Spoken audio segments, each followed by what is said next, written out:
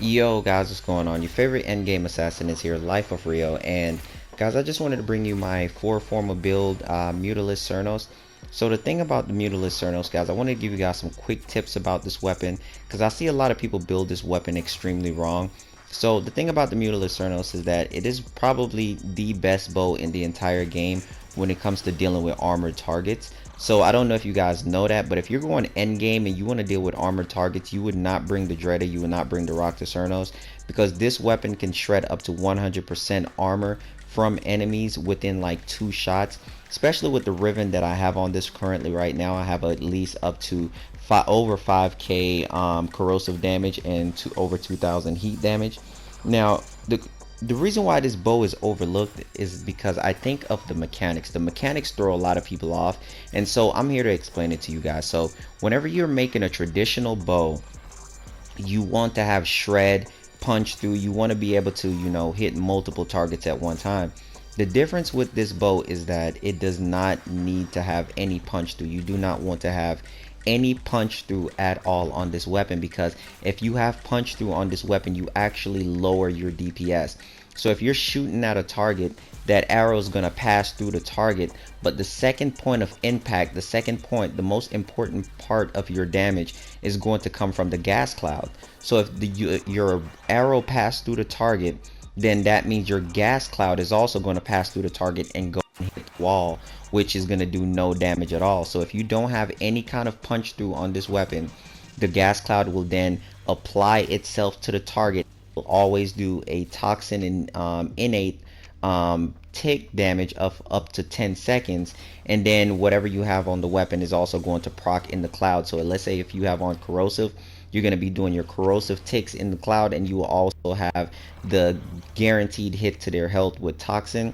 So if you have viral, you're going to be doing viral toxin of the cloud damage. So it's really an amazing thing, and you can proc whatever elements you have on. You could proc heat, so you can hold them there, whatever combinations you go with. So the thing about this weapon is that it complements very well with a specific amount of frames in the game, and those frames bring it to a whole new tier level, which makes it really amazing, and they make it stand out. But overall, it's just a really strong bow, and I just wish that people would give it more of a shot. So I'm more into a breakdown for it, but the thing about it is, before I go more into a breakdown, let's go ahead and get ready to look at the build. So I'm going to show you guys first, which is the Riven. I need another roll on my Riven, but I have so much damage. I actually have no negatives here. It's positive the corpus, positive on damage, and it says negative on magazine size, but the magazine size do not hurt the bow. I still have 70 bows carrying. So the really cool thing about the bow is that, remember, you do not need shred on this weapon.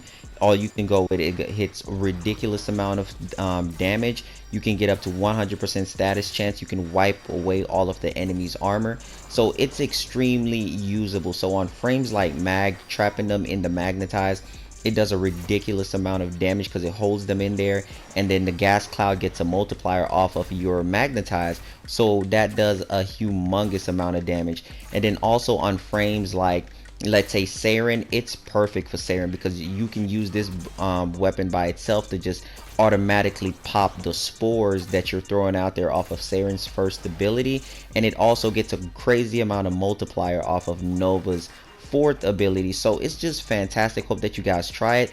On the frames, let me know if you guys have a Riven for it, if you guys like this weapon, if you guys didn't know that it was better than the Dread and Rock the Cernos for armored targets. But this weapon does fail in lower comparisons towards the Dread and Rock the Cernos when you're going up against flesh targets. So that is the trade-off for both of these weapons. So, but overall, it's fantastic. I think you guys should all have it, especially if you want a bow to take you for endgame. This is a very suitable bow, and it's very strong, and I really think that you guys will like it if you understand the mechanics and see how it goes. So man, I hope that you guys enjoyed the video. I'll definitely catch you guys later. Hope that you guys enjoy the tips as well for this weapon if you already knew. If there's any more tips that you guys have for this weapon, definitely have it down there in the comment section. Catch you guys later on the next Warframe video. Also, link to my description, links are in the description to my Discord, my Twitter, which I'll be doing more giveaways on Twitter, and then you guys also get the link to my Twitch. So I will catch you guys later. You guys are amazing, and thank you guys so much for the support.